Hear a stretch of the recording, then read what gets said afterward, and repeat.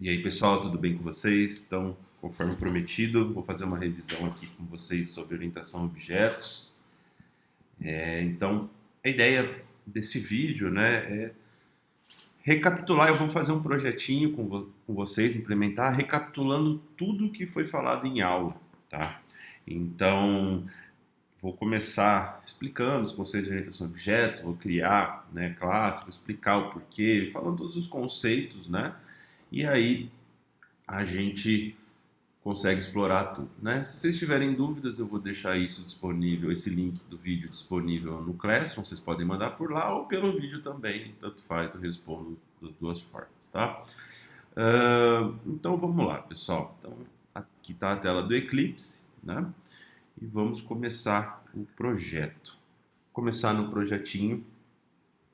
Primeira coisa, então, né? File, New, Project. Eu estou no macOS, mas se estiverem no Windows não tem problema nenhum, né? Java Project, Next, que eu vou criar um projeto chamado OO, de orientação a objetos. Estou usando o Java 17 aqui. Não selecionem o Create Model Info, né? Tirem a seleção. Next. E aí vamos criar um projetinho, tá? Então, beleza. E aqui o Finish. Pode abrir a perspectiva e bora. Se vocês não gostarem da perspectiva, que nem eu não estou gostando, vocês podem vir no Windows, Show View. Nessa daqui a gente pode ver o Project Explorer, que é onde ficam os projetos. Estão aqui. Então o projeto está aqui, né? Clico para o lado direito. Clico para o lado direito. Travou aqui, pessoal. New Class, né? Então eu vou criar uma classe principal, né? Ela vai ser a base aí para a gente fazer, usar os objetos, revisar os objetos, né? Eu vou criar ela com o método public static void main e é isso por enquanto. Vamos lá. Beleza. Então nós temos aqui o nosso método main, né? Vou só testar aqui, faz tempo que eu não uso esse ambiente, só para ver se está tudo certo, né? E só para ver se está tudo certinho.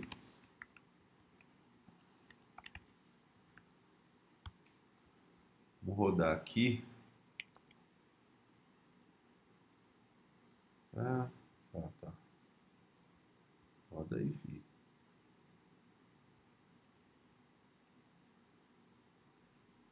Aí, beleza. Então vamos lá. Então a gente tem a classe principal. Vou melhorar um pouco aqui também. Aqui é um pouco diferente, pessoal. Windows.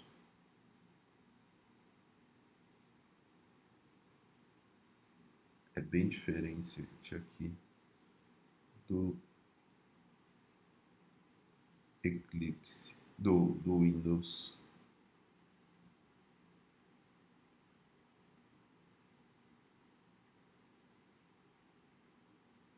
Deixa eu ver se... é diferente, mas é melhor também essa parte. Vou aumentar um pouco a fonte para vocês verem, tá? Então, pessoal, eu vou começar criando uma classe chamada pessoa, tá? Vamos começar criando uma classe chamada pessoa. E eu vou ampliar aqui. Então, a primeira coisa que eu vou falar para vocês, né, é o quê? Na classe pessoa, a gente pode criar os atributos relacionados a uma pessoa, né? Então, uma pessoa, ela possui... a gente pode definir um ID, uma identificação para ela, um nome, um CPF, um RG. A gente pode criar alguns atributos para a classe pessoa, né? Então, os atributos nós podemos criar aqui, né? String, int ID, string nome, string CPF, string RG, né? Então, crio aqui os atributos. Notem, né? Eu não coloquei nenhum modificador de acesso propositadamente, né? Então, quando a gente cria aqui na classe principal, né, sempre o programa vai chamar o método main, né, dessa forma que a gente está programando. Então, aqui, né, no método main, a gente pode criar objetos da classe pessoa, né? Então, com a classe pessoa, eu defino o nome de uma variável, por exemplo, P1, e aí eu vou gerar uma instância da classe pessoa, então new pessoa, né? Então, isso daqui, né, classe, né, variável que vai receber um objeto. Então, uma instância da classe pessoa vai ser o nosso objeto, né? Lembra um exemplo lá da aula, a proporção que eu sempre brinco, né, da forma de bolo para o bolo. A forma de bolo vai definir todo o formato, a estrutura do bolo, né? Então ela é a classe e os bolos que saem dessa forma são os objetos. Uma forma pode fazer vários bolos, né? Então os ingredientes, toda a informação está no objeto, né? Então aqui a classe é a estrutura, o objeto é uma instância, são os valores preenchidos dessa estrutura, tá? Então eu criei uma instância de pessoa. Para a gente acessar os atributos, né, P1. Coloquei lá nome, por exemplo, recebe, pode ser eu mesmo, né? Então, por eu aqui. E eu posso acessar os atributos dessa forma, né? CPF, eu ponho o CPF aqui. Não é o meu, não financia um Celta. E aqui o RG, tá? Então, aqui a gente definiu os atributos, né? Nome, CPF, RG, né? As informações aqui para o objeto. Só que a gente tem um problema, né? Imaginem só o seguinte, né? A gente pegar aqui, eu criar uma variável float, chamar ela de salário, né? E aí eu falo assim, cara, eu quero garantir uma forma de que o salário não seja negativo, porque a pessoa pode vir aqui e falar assim, ó, P1.salário recebe menos 1.000, por exemplo, né?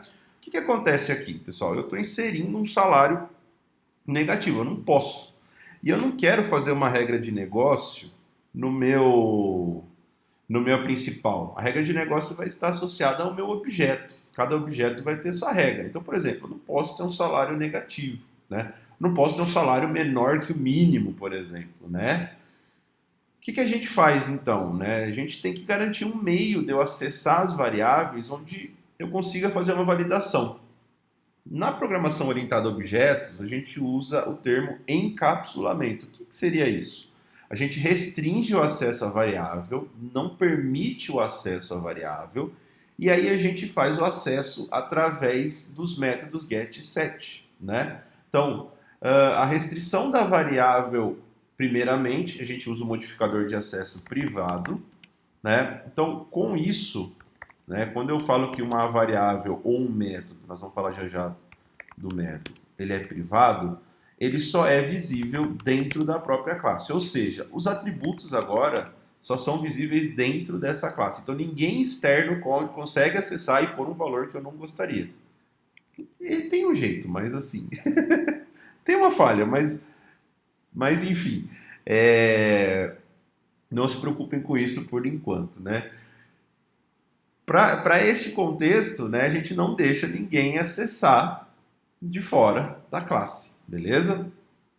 E aí, o que a gente faz, né, pessoal? A gente pega e permite, então, o acesso através apenas de métodos. Então, para a gente acessar, normalmente a gente trabalha com uma duplinha, né? A gente trabalha com um método método é como se fosse uma função, né, para a gente acessar, né? A gente trabalha com um método para pegar o valor e um método para alterar. Então, em um método a gente altera e um método a gente insere, né? Que são os métodos normalmente por padrão com os termos iniciais de get e set, tá? Get pega o valor, set altera o valor, tá bom? Então vamos lá. Então, primeira coisa, né? Modificador de acesso. Como eu quero que acesse fora da classe, público, né? O público a gente pode acessar de todo o projeto, até de outros projetos, caso a gente portar. aí o retorno do método, né? E aí vem muito é igual à linguagem C, então o retorno do método. Como eu vou fazer um set, não tem retorno.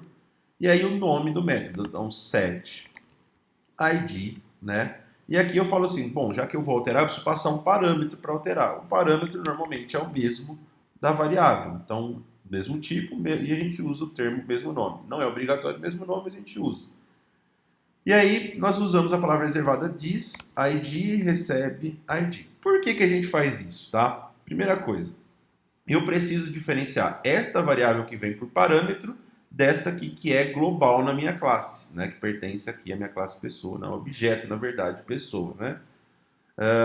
Palavra reservada, só um adendo, palavra reservada static, né? Representa que ela pertence à classe sem a palavra static. Ela pertence ao objeto, né? Static, né, galera? Falando em inglês correto. Então, sem o static, a gente usa para objeto, tá? Então, como eu diferencio o que é do objeto do que veio por parâmetro, né? A gente usa a referência, a gente usa a palavra reservada diz, que é uma referência ao objeto instanciado. Então, quando eu tenho diz aqui, eu estou instanciando a instância, tá? Já vou explicar um pouco melhor isso daqui. Mas, então, a instância.id, que é o atributo, recebe o que veio por parâmetro, que é o id, tá? Então, eu estou, dessa forma, chamando setID, passando um valor, eu consigo fazer dessa forma. Para eu contextualizar melhor no meu exemplo, public void set salário, né? Float salário, eu venho aqui e coloco diz.salário recebe salário. Aí lembram que eu falei que eu não poderia receber negativo? Então, como eu estou dentro de um método, eu consigo fazer estruturas de condição, por exemplo. Então, eu posso vir aqui e fazer isso aqui, galera. Ó. If salário maior. Vamos pôr o salário mínimo de hoje, vai, 1.450. Então, se um salário for maior que 1.450, eu posso alterar, vou pôr maior ou igual, eu posso pôr a variável salário, tá? Posso fazer uma else aqui também e dar uma mensagem, se eu quiser, tipo system.out.println. Não é legal essas mensagens aqui, tá, pessoal? Não é bom fazer isso aqui. Só estou dando um exemplo do que daria para fazer uma tratativa, disparar uma exceção, dá para fazer um monte de coisa, né? Não tratem muito essa questão de... Não usem muito system.out em objetos desse tipo. Por quê, tá, gente? Por quê? Porque a gente não sabe o que a gente vai trabalhar, se vai trabalhar com uma IDE, um front, enfim, né? Então, normalmente a gente não usa esse tipo de coisa neste momento, tá? Um system.out aqui dentro. Mas, para fins acadêmicos e para apenas entender o fluxo, você pode colocar aqui, ó, salário inferior ao mínimo e não foi aceito, por exemplo, tá? Mas é isso aqui que a gente faz. A gente permite criar regras de negócio, por exemplo, né, em nossas variáveis. Então a gente cria um controle, formas de controlar. Ah, mas a maioria das vezes, professor, a gente não faz nada. Beleza. Mas sabe aquele negócio que diz quando você quiser fazer, tá pronto? É isso. Porque se você, pensem assim, se você acessa o atributo do seu objeto num projeto, né, e você quer criar uma validação, você tem que criar o getUset para esse atributo e vai mudar para privado. Todo mundo que está acessando esse atributo vai deixar de ver. Então, uma coisa é um projeto pequeno que vai ter 1, 2, 3 acessos, você muda pontualmente, beleza. Agora tem projetos que vão ter acessos milhares. E aí, vocês vão ter um baita de um trabalho para mudar o projeto inteiro para criar uma simples validação como essa. Então, criando o getUset, todo mundo está apontando para o método. Uma vez que você precisar fazer uma validação, nenhum resto de código vai ser alterado, só o método, né? Então, você diminui esse acoplamento, vamos dizer assim. Nós vamos falar um pouco mais depois de coesão, né, e acoplamento, né? Alta coesão e baixo acoplamento. Mas beleza. Então, vamos lá. Então, criei aqui o set para editar a variável, né? Para eu pegar a variável, modificador de acesso public, o tipo da variável, então, por exemplo, o ID ali, int, get id, né? Sempre respeitem isso, e a palavra get e set tudo minúscula, e aí o nome das variáveis vem na sequência com sempre a primeira letra maiúscula, as demais minúscula. Se tiver uma palavra composta, tipo, por exemplo, assim, ó, nome completo, né? No get fica o N maiúsculo, nome, o resto do nome minúsculo e completo dessa mesma forma, C maiúsculo, o resto minúsculo, tá? Então esse é um padrão aí de utilização de variável. Então, get ID, então não precisa de parâmetro, né? Então return da variável ID. Ou, né, isso funciona porque não tem nenhuma outra variável no contexto, então ele sabe que esse ID é para esse aqui, ou se você quiser garantir, diz.id, beleza? Ah, meu professor, vai ter 300 atributos, eu não vou ter que fazer um na mão? Obviamente que não, meus caros gafanhotos. Clica com o lado direito, né? Rapaz, que beleza. 10-0 para o teclado. Clica com o lado direito.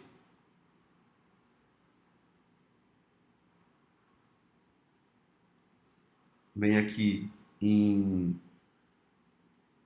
Source, Generate Getters and Setters. Selecionem aqui os métodos, clique em Generate e ele vai gerar todos para vocês. Beleza?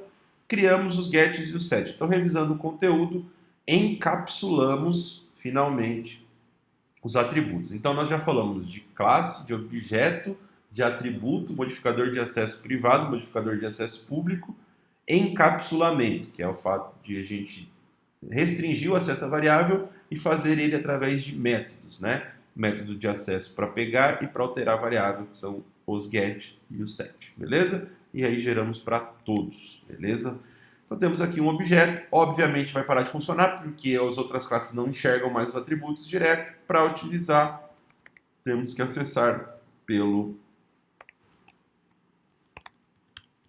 método. Então, para utilizar, vamos utilizar os métodos, certo? Utilizando os métodos para utilizar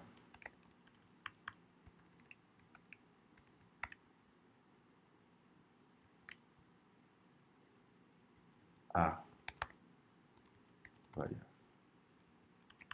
acessar, né? Aqui eu vou, notem, né? Se eu colocar o valor aqui, ele não vai alterar, preciso pôr um valor maior, né? Eu vou mostrar na prática. E para mostrar, vocês podem fazer isso daqui, ó. Println p1.setNome, nesses podem ir concatenando, né? Nome p1.set, aqui 7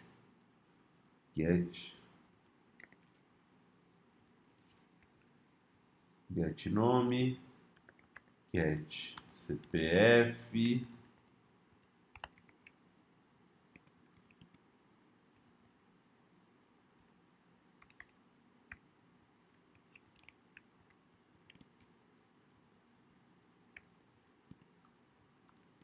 podemos trabalhar dessa forma, né? Então, acessando as variáveis através dos métodos, né? Concatenei, beleza. Ah, tá. Não coloquei todos, tá, pessoal? Preguiça, né? Rodei, ó, Felipe, tô vendo as variáveis.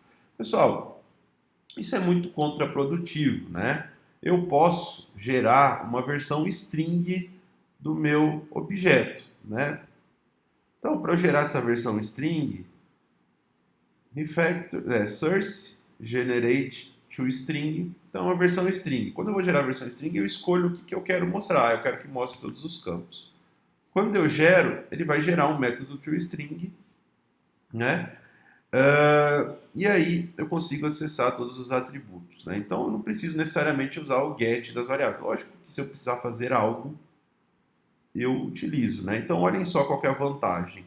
Uma vez que eu coloco o toString, né, eu consigo chamar dessa forma. E olhem só, ele mostra para mim o meu objeto. Olhem o salário, eu pus 1.000, né, ele ficou zero. Por quê? Porque eu criei uma validação falando, cara, não pode ser salário menor que o mínimo. Então, se eu colocar aqui, por exemplo, 1.500, salvar e rodar de novo, aí vocês vão ver que ele vai ser atribuído, né? Então, a gente criou um método toString. E aí a reflexão, a gente criou mesmo um método, né? Ou a gente sobreescreveu, né? Sobreescreveu, o que é isso, como funciona, né? Vamos lá, pessoal. No Java, tudo deriva da classe Object, tudo herda da classe Object. A classe Object é a classe pai de todas. Na classe Object, a gente tem implementações padrões. Então, na classe Object, né, temos implementações de vários métodos. E aí, quando a gente está na classe filho, que está herdando de Object, a gente pode sobreescrever o método. A gente pode refazer o método da nossa forma. Então, por mais que pessoas sejam um object, né, eu posso refazer esse método. Eu posso falar assim, cara, eu não gosto da implementação padrão, eu quero refazer uma para pessoa. E aí eu sobreescrevo, eu refaço, eu escrevo novamente o método, né? Então aqui, vocês vão ver que tem a anotação override, né? Então a gente sobreescreveu o método, tá? Por isso que eu chamo P1 aqui e ele funciona. Olha só o que acontece quando a gente não tem a sobrescrita. Vou salvar aqui e roda, né?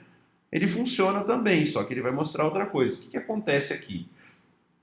Ele funciona porque a classe Py tem um toString, primeiro ponto, que é a object. Ele vai chamar, na implementação padrão, o que ele faz? Ele mostra o nome da classe e mostra o endereço de memória, tá? Então aqui, né, quando eu não tenho implementação, na classe Object, essa é a implementação padrão, tá? Então, tá aqui, né, fizemos a implementação padrão e ela vai executar desta forma, tá? Então, beleza, né, falamos um pouquinho de sobrescrita. Eu vou voltar um pouco, depois a gente volta nesse assunto, né?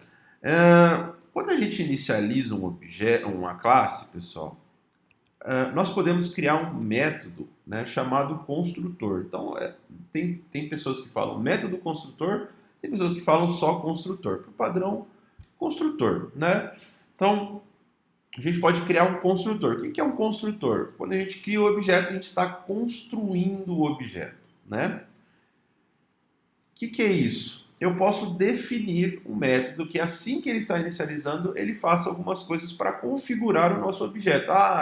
Ponha valor nas variáveis, atribua os valores a variáveis, inicialize as variáveis. Eu posso definir uma estrutura de coisas que eu quero fazer no momento onde eu estou criando o meu objeto, tá? Então, vamos lá. Eu criei aqui, né, pessoa P1, new pessoa, você vê que eu abro e fecho parênteses. O que é isso aqui? Isso é uma chamada do método construtor. Estou falando, chame o método construtor sem parâmetros. Tem algo implementado aqui? Não tem. Por quê? Porque quando a gente cria um objeto, implicitamente ele tem um construtor sem parâmetros, né? Eu posso especificar, tornar explícito, eu posso implementar esse construtor. Temos um problema nisso, tá? Por exemplo, eu quero fazer um construtor onde todos os atributos sejam preenchidos logo que eu inicializo o objeto. Então, vem aqui, public, né, modificador de acesso, onde todos vão poder acessar, o nome da classe. Abre e fecha parênteses e eu coloco, por exemplo, os atributos. Então, eu quero o int id, o string nome, o string CPF, o string RG e o float salário, beleza? E aí, eu posso vir igual no set e fazer assim, ó. Dis.id recebe id, dis.nome recebe nome, dis.cpf recebe cpf, dis.rg recebe rg, dis.salário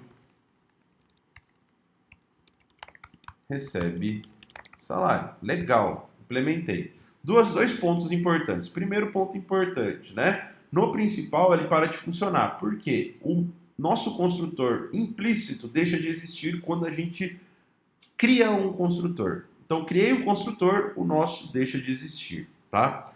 Então, eu só consigo agora criar um objeto usando o construtor que eu criei. Então, para eu criar um objeto pessoa, eu sou obrigado a informar ID, nome, CPF, RG e salário. Olhem só. Então, eu venho aqui e coloco ID, na ordem. Tem que ser na ordem, tá, pessoal? Então, vamos lá. ID, o nome, respeitem os tipos das variáveis. CPF, não financiam Celta. Meu nome, o RG e o salário. Vou por 1.300, propositadamente. Vou apagar isso aqui, porque não é mais necessário. A gente faz um construtor, olha como a classe fica bem mais elegante, né? E vou rodar. Rodei, vejam que os valores são atribuídos, porém, o salário ficou menor que o mínimo, né? Por quê? Porque eu fiz uma regra no 7. Professor, preciso refazer aqui no construtor? Não, você já fez. Você pode acessar daqui. Você pode vir aqui e fazer, por exemplo, isso daqui, ó. setID e chama o ID. Você já criou o método. Você não precisa fazer a validação em 2 lugares. É ruim para dar manutenção no código. Sempre concentre em deixar um lugar só. Set CPF.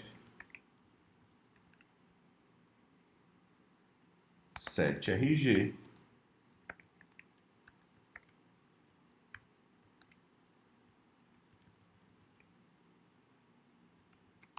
Set salário. Beleza? Então, do meu construtor, eu estou acessando meus sets com minhas regras de negócio, que, por exemplo, essa. E boa. Rodei de novo. Olha só o salário zerado. Por quê? Porque minha regra agora funciona. Então, vamos voltar para o meu 1.500. Né? Rodei. Coisa linda, funciona. Pô, professor, mas eu queria criar um objeto pessoa P2 e o pessoa sem parâmetro e ir preenchendo ele aos poucos, de boa, devagarinho, sem pressa, sem crise. Tem como? Claro que tem como, tá? A gente pode criar outro método construtor, né? Outro método construtor, pessoa, sem parâmetros. E é isso. Fiz aqui o método. Funciona? Funciona. Acabou o problema. Ah, então isso quer dizer que quando eu tenho um método com parâmetros, um método construtor, um construtor com parâmetros, e eu quiser também criar sem parâmetros, eu tenho que criar essa casca aqui, sem nada, para que funcione a instância do objeto sem nada? Sim, é obrigatório fazer isso. Beleza. E aí vocês vão ter uma segunda pergunta que é o quê? Pô, mas vai ser sempre assim? Não. Você pode criar definições padrões aqui, se você quiser, tá? Precisa ser assim. Como as variáveis vão estar nulas e as objetos vão estar nulas e as primitivas vão estar zeradas, né?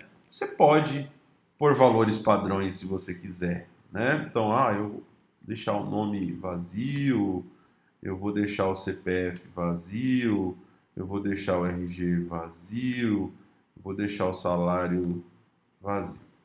Exemplo. Eu posso criar uma implementação padrão quando eu instancio o meu objeto. Por padrão, todo mundo que trabalha na minha empresa ganha R$2.000, mesmo que, né, não tenha nem nome. Beleza, olhem só. Olha só se eu chamar o P2, o que acontece? Eu fiz uma criação padrão ali. Olha só.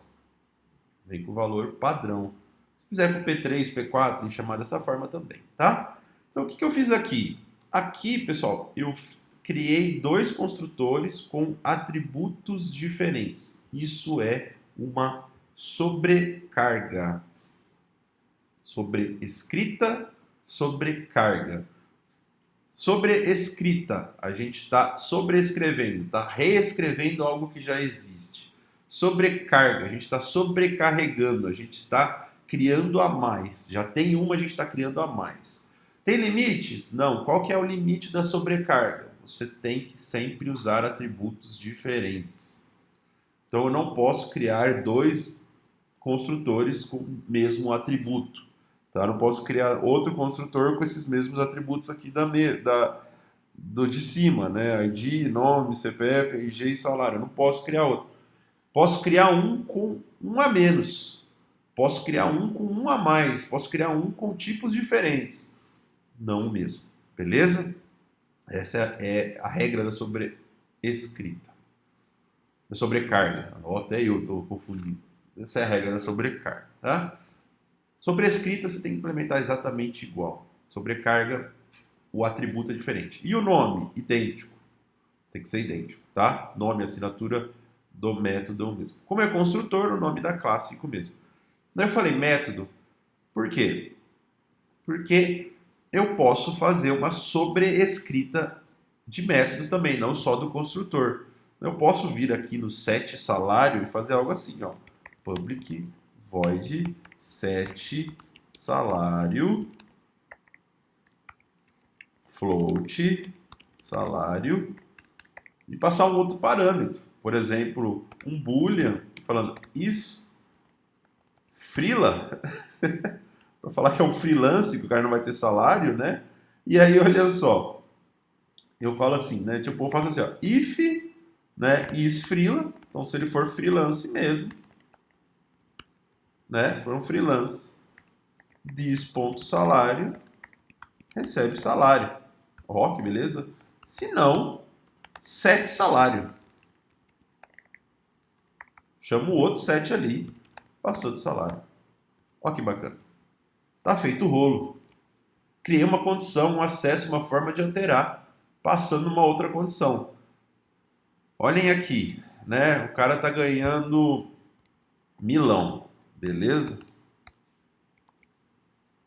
Vou rodar o P1. Olha só. Rodei o P1, o salário é 0. Eu posso chamar o P1.set salário. Vocês vão ver que o code complete, né? Ele vai mostrar as opções. Então você pode passar o salário que você quer. Ah, eu quero pagar R$10 pro cara.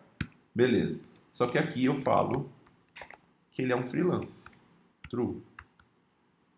Rodei. Se eu mostrar o P1 de novo, olha o salário do cara. R$10. Ah, você burlou. Não. Eu criei uma nova implementação, uma nova regra de negócio. Forma diferente de acessar, usando regras parecidas, né? Então, tão complementar aí.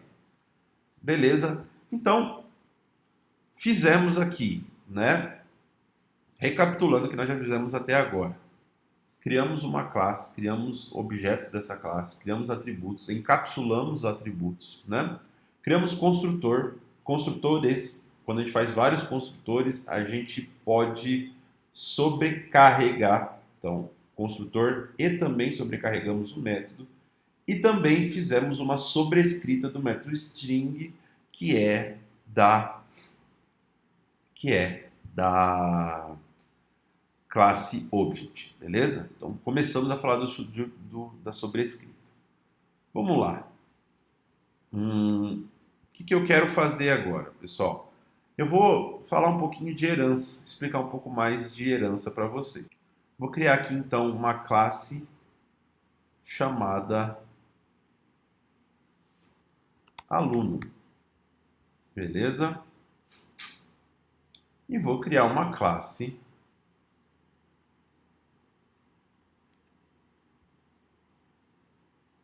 chamada professor. Quando eu quero fazer um extends, né, da classe, quando eu quero fazer um extend, quando eu quero sinalizar que a classe aluno também é uma pessoa, né, eu faço um extends pessoa. O que eu estou fazendo aqui, pessoal? Eu estou herdando da classe pessoa. Aluno está herdando da classe pessoa.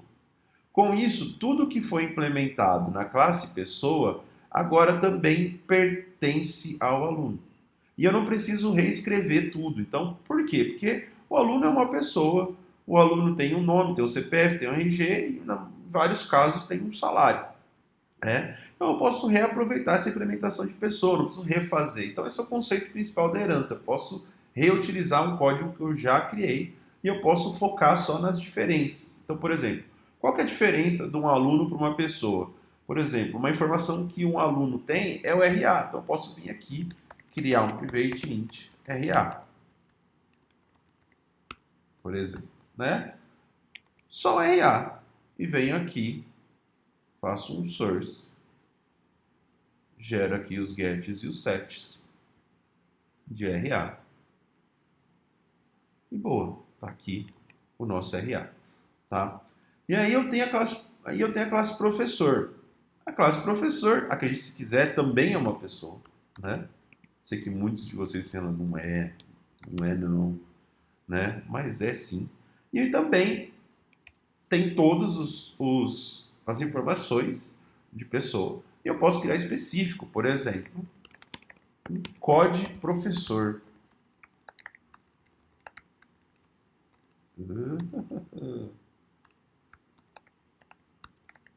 A gente tem o RA, que é o código do aluno, e tem o código do professor.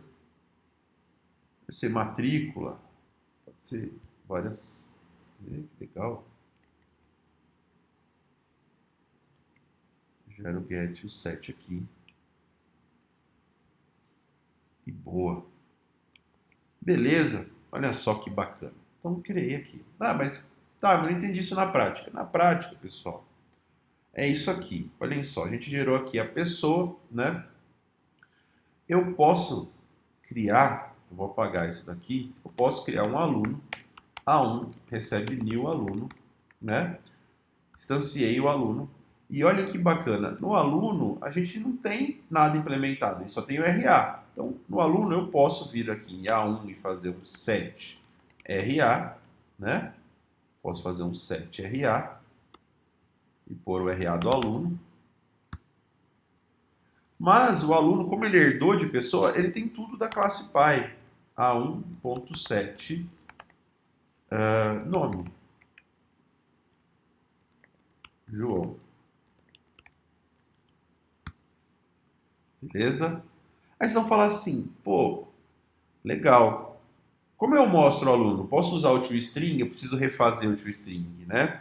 Olhem só, se eu vim aqui fazer o A1 e rodar, né? Ele vai fazer o quê? Né? Ele vai chamar a implementação da classe pessoa do toString. Então ele vem aqui e mostra pessoa, o ID, o nome João, que nós colocamos aqui em aluno, e o salário padrão lá de 2.000. Ele está usando o construtor sem parâmetros, né? Então, olhem a reflexão, pessoal. Prestem atenção. Prestem atenção.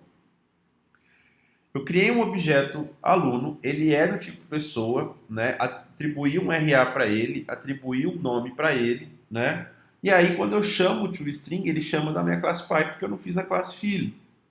Então, ele vai me chamar da classe pessoa. Posso refazer, porque eu quero mostrar o RA? Pode. Você pode vir aqui e criar um toString de aluno, né? Por quê? Porque o aluno, ele tem um atributo só dele. Então, você vai vir aqui, toString, RA, pode vir em métodos aqui, lembrem, né? Importante, né? Como lá está privado os atributos ID, nome, CPF, RG e salário lá na classe pessoa, em aluno a gente não enxerga o atributo. Então, em aluno a gente também precisa usar os métodos gets e sets para acessar os atributos, né? Então, gerei um toString aqui, nervoso, né? Vou tirar aqui o... E a gente pode ir fazendo igual na classe pessoa. Então, ID, nome, CPF, RG e salário.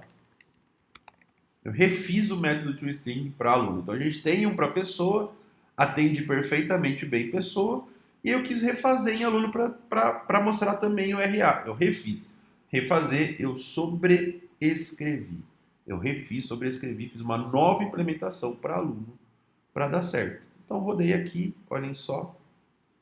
Aluno, o RA, o ID, o nome, o CPF, o RG e o salário. Olha o tamanho da classe pessoa e olha o tamanho da classe aluno. Aqui eu tenho só o que eu preciso, aproveitando tudo de pessoa. Tá?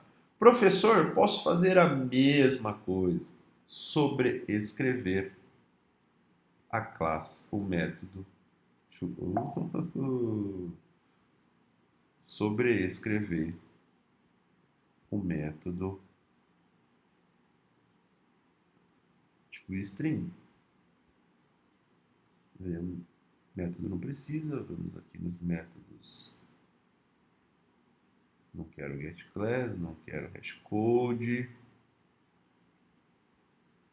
E vamos fazer. Tá feito o rolo. Beleza. Rodei aqui, né? Deu certo. Vim aqui, professor P1 new professor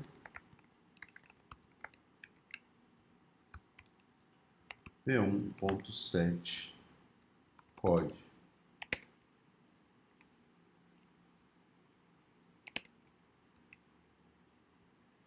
Nossa senhora. Como é que eu coloquei lá? Code professor.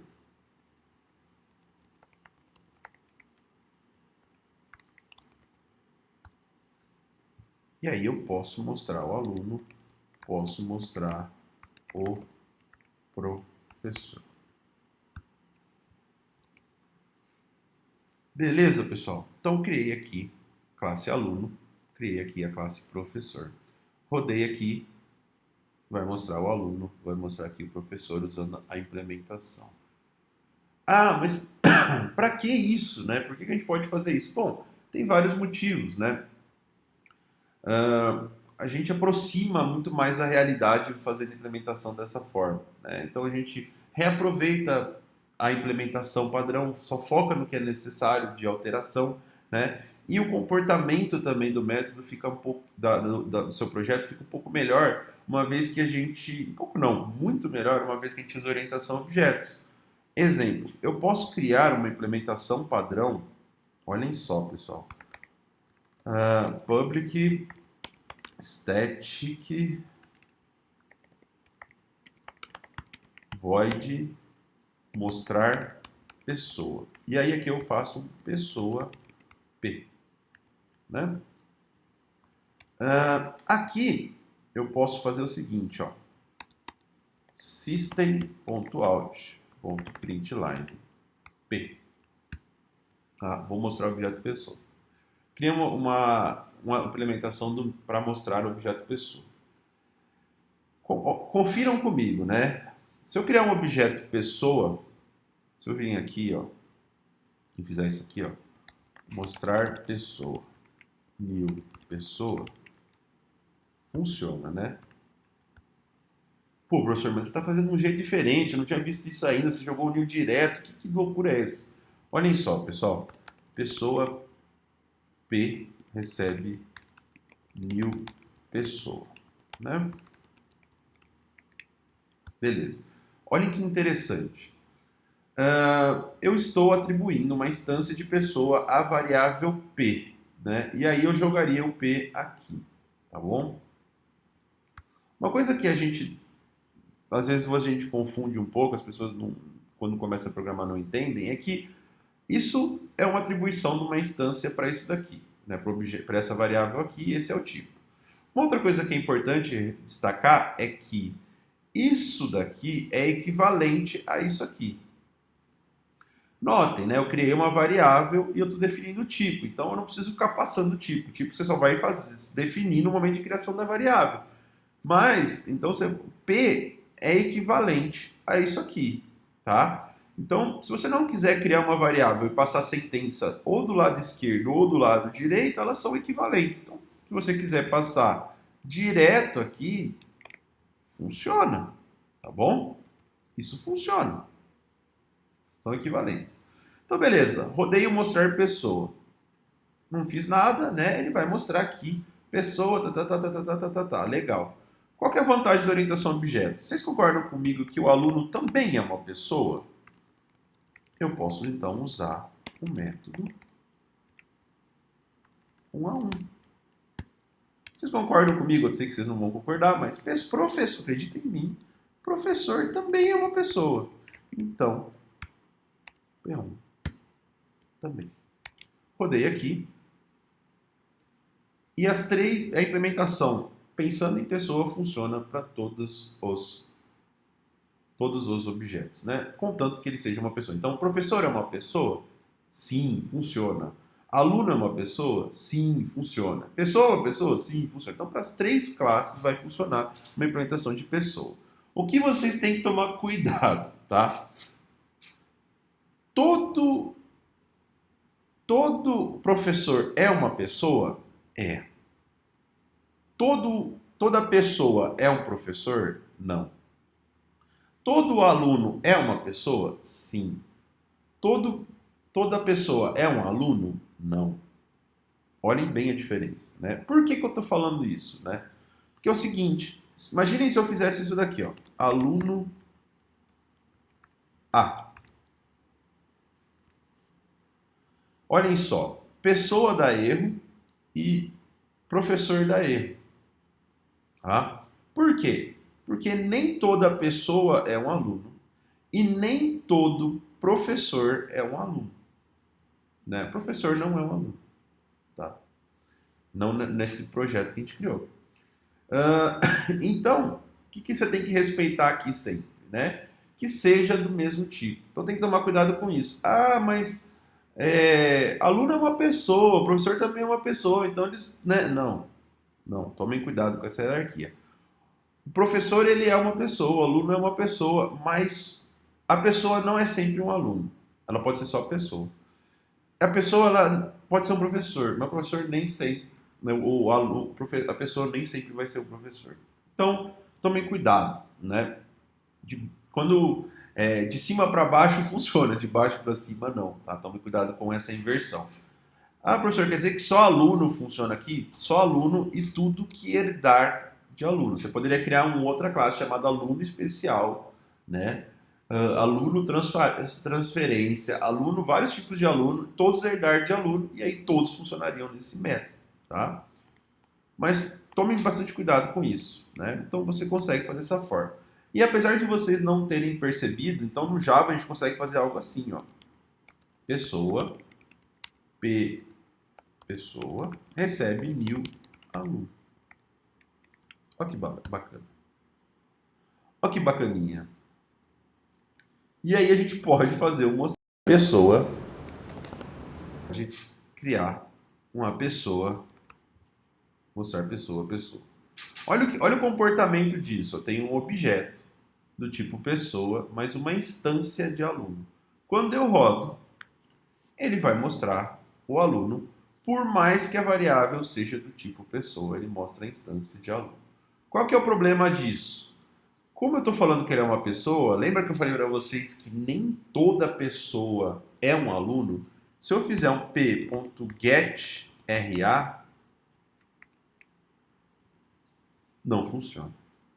Por que não funciona, né?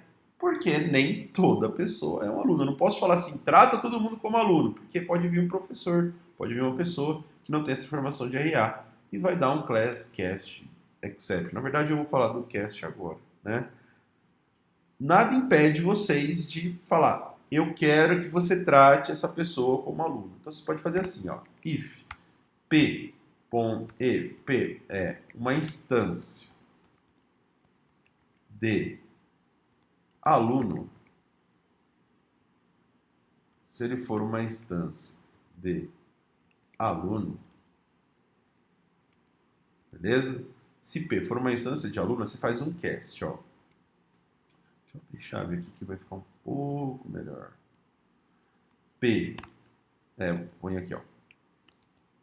Aluno, auxiliar, recebe, e eu faço um cast. Eu falo, trate, então, já que ele é um aluno, trate o P como um aluno.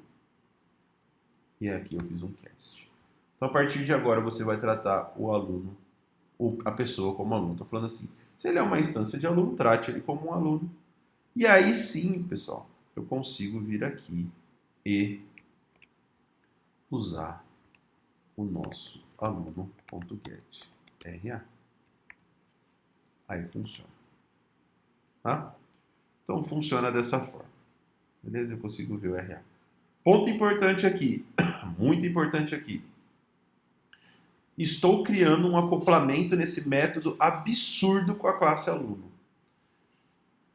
Toda vez que eu especifico uma classe desse jeito, né, eu estou forçando, estou criando uma dependência muito grande com o aluno. Então, fazendo desta forma, né, eu estou criando um acoplamento, né?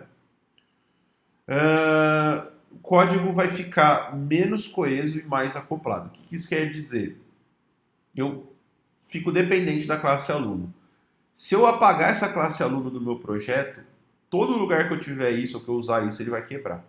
Então eu vou ter que reescrever, tá?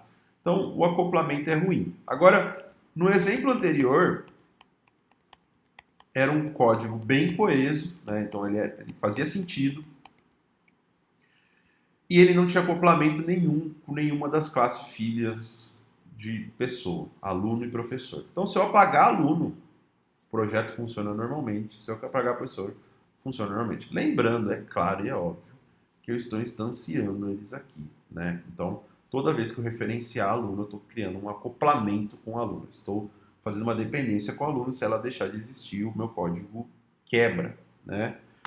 Ah, mas o problema é só quando ele deixar de existir? Não. Para ser honesto, o problema é outro. O problema é, vocês podem querer fazer uma nova versão de aluno muito melhor, muito mais bem escrita, por exemplo. E aí, para você mudar de aluno para aluno versão 2, você vai precisar reapontar em todos os lugares do seu projeto. Então, quanto mais new aluno você tiver, maior é o acoplamento que você tem com essa classe aluno. Se você quiser mudar tudo para V2, você vai ter que ir ponto a ponto. Imagina você fazer centenas, milhares de vezes esse tipo de coisa. Então, normalmente, a gente vai falar disso no futuro, né? Normalmente a gente usa o quê? Né? A gente usa um padrão de projeto de fábrica ou coisa do tipo para diminuir o acoplamento e alguns frameworks eles vão injetar essa dependência para você não ter esse problema e não ter esse acoplamento. Seu projeto fica enxuto, coeso, baixo acoplamento, alta coesão. Beleza, pessoal? Então, isso é um ponto importante aqui na implementação, tá? Bom, pessoal, e aí uma outra coisa que eu precisava mostrar para vocês é o seguinte, né? Olhem só, eu tenho um objeto aluno A1 com RA, né? Tenho um aluno A1 aqui com um nome e eu simplesmente copiei o mesmo RA, o mesmo nome, né? E criei um objeto A2 com esses mesmos atributos. E aí eu fiz um system.out.println para comparar se A1 é igual a A2. Por quê? A gente precisa validar se os objetos são iguais, né? Então, quando eu uso o A1 é igual a A2 e roda, vocês vão perceber que vai acontecer o seguinte, ele vai retornar um false, né? Você fala, ué, mas professor, por que está dando falso se eles têm os mesmos atributos? Porque olhem só, quando a gente usa o operador igual, a gente valida endereço de memória. Para objeto, a gente valida endereço de memória, se ambos possuem o mesmo endereço de memória, né? Diferente do tipo primitivo que a gente vai validar o valor com igual, mas não objeto a gente valida endereço de memória. No passado, a gente falou um pouco da classe string e eu comentei com vocês que para a gente comparar dois objetos, vocês têm que usar o método equals, né? Então, quando eu faço A1 igual a A2, vocês vão perceber que vai acontecer o quê, né? Ele vai retornar o mesmo falso. Você vai falar, pô, mas você está usando o equals, que é para validar objeto, e está dando falso do mesmo jeito, sendo que eles são iguais. O que acontece? A implementação padrão de object para equals, ele vai usar também a referência de memória, né? Para você fazer a implementação adequada, você precisa sobreescrever o método equals, né? Então, na classe aluno, não precisem se preocupar, né, em ter que fazer na mão, né? Mas você vem aqui e faz um source generate equals e hash code. E aqui, né, ele está usando um RA, mas você pode usar todos os demais atributos também, né? Então, deixa eu gerar aqui, vamos ver o que ele vai fazer. Eu precisava implementar na classe Py. Peraí, deixa eu implementar na classe Py, né? Podia ter feito com a classe pessoa, mas não tem problema. Source generate hashcode equals, então já faz para classe Py, olhando todos os atributos, tá? E aí a gente vem na classe aluno e faz a mesma coisa. Source generate hashcode equals e gera. Ele vai usar aqui, tá? Beleza. Fizemos aqui. Dá uma olhada, né? Ele vai usar o super. Eu não falei da palavra reservada super, depois a gente pode conversar sobre isso. Mas qual que é o ponto importante, né? Quando eu faço essa implementação do método equals e rodo, vocês vão ver que aí o meu false ele vira um true, né? Então ele realmente está agora olhando o atributo. Vamos entender um pouco como funciona o método equals, né? O que o método equals faz? Ele recebe por parâmetro um outro objeto. Então vamos entender.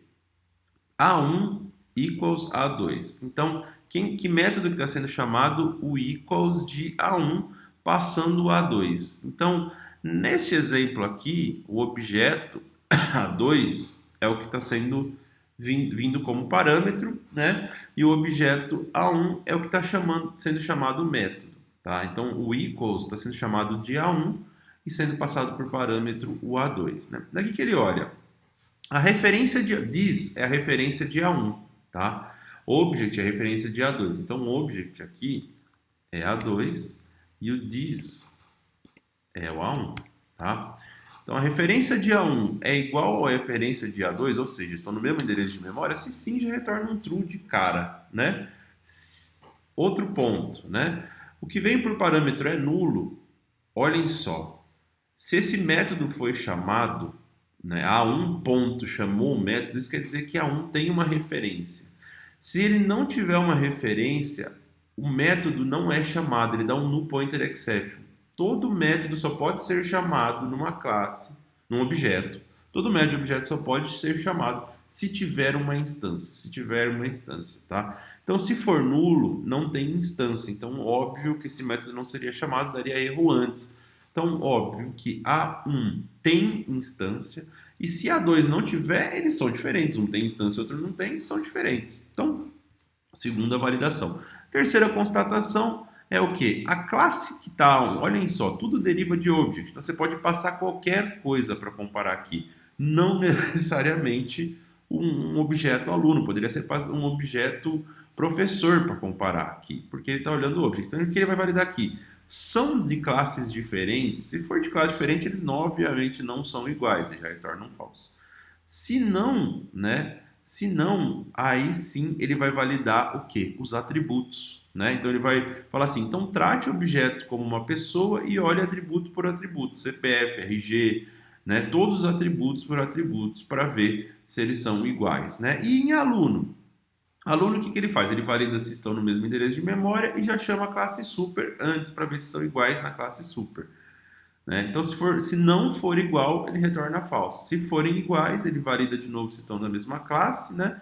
E aí manda ver com a validação do único campo que falta, né? Que é o RA igual a RA. Trata como aluno e tal. Mas o que é a classe super, né? Classe super é o super, a palavra reservada super, a gente usa para chamar do nossa classe pai. Super é para chamar da classe pai. Então, super.método, eu estou chamando um método da classe pai, ou seja, o equals da classe pai, que é a classe pessoa, de aluno, estou chamando a classe pessoa. Posso fazer isso com o construtor também. Posso criar um construtor aqui, public aluno, né? Passando aqui por parâmetro nada, e aí eu posso fazer super e chamo o meu construtor da classe pai. Ou eu posso chamar um outro construtor. Tá vendo que eu tenho dois aqui? Eu posso chamar esse se eu quiser. Então, sem parâmetro aqui, eu posso chamar outro. Como? Eu posso definir valores padrões. 0, passo string, passo string,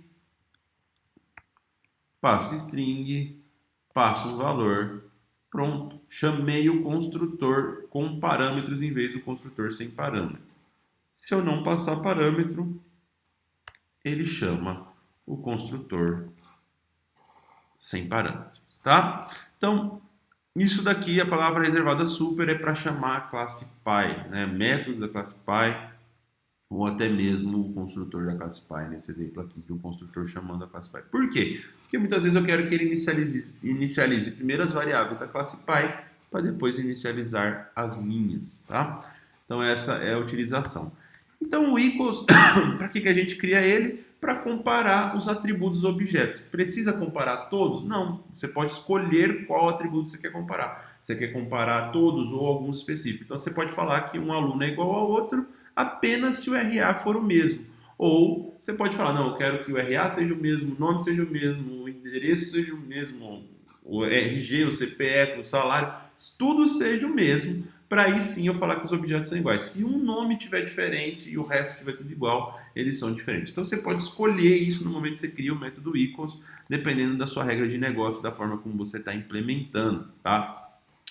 E o hash code, o número de hash, é o quê? Né? Isso é para facilitar uma indexação. O que isso quer dizer? A gente já falou bastante disso na aula, não vou explorar tanto, né? Mas nesse momento. Mas qual que é a ideia aqui, né? A ideia é gerar um número de hash através dos valores dos atributos. Em outras palavras, a gente transforma todos os dados dos atributos em um número e usa esse número para indexar. Ou seja, em coleções, né, a gente vai trabalhar da seguinte forma, né? O número de hash, ele vai...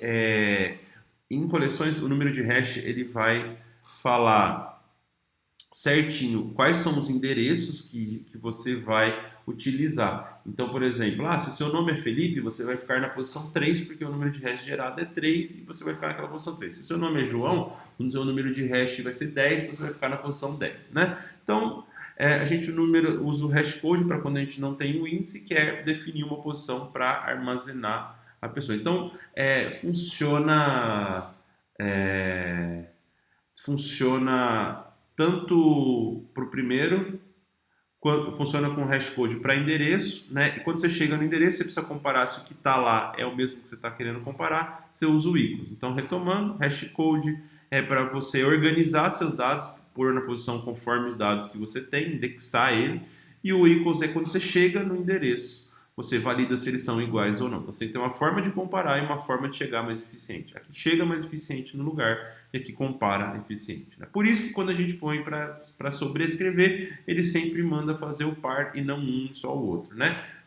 Por enquanto, talvez a parte do equals é mais relevante que a do hash code, mas no futuro, quando vocês forem falar de collections, quando a gente for trabalhar com collections no Java, o hash code é muito utilizado pelas coleções.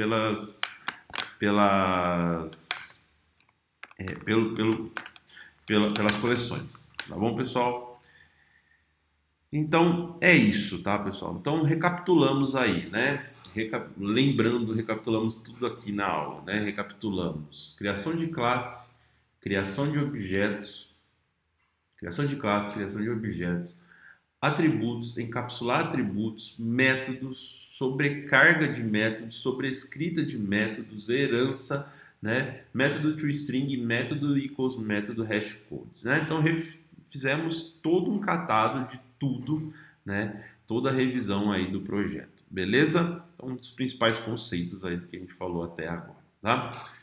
Eu vou quebrar esse vídeo em dois, tá? Porque ficou muito longo. Eu acho que pelo que eu tô vendo aqui já tem mais de 1 hora o vídeo. Então eu vou quebrar ele em duas partes. Eu vou deixar esse vídeo aqui de revisão e eu vou fazer um outro para fazer um projetinho com vocês orientado a objetos, né? Então esse projeto eu já entendo que vocês sabem tudo que eu falei aqui. Eu vou programar já falando como se vocês soubessem, tá? Então, se tiverem dúvida, volta aqui nesse vídeo. Beleza, pessoal? Então, é isso aí.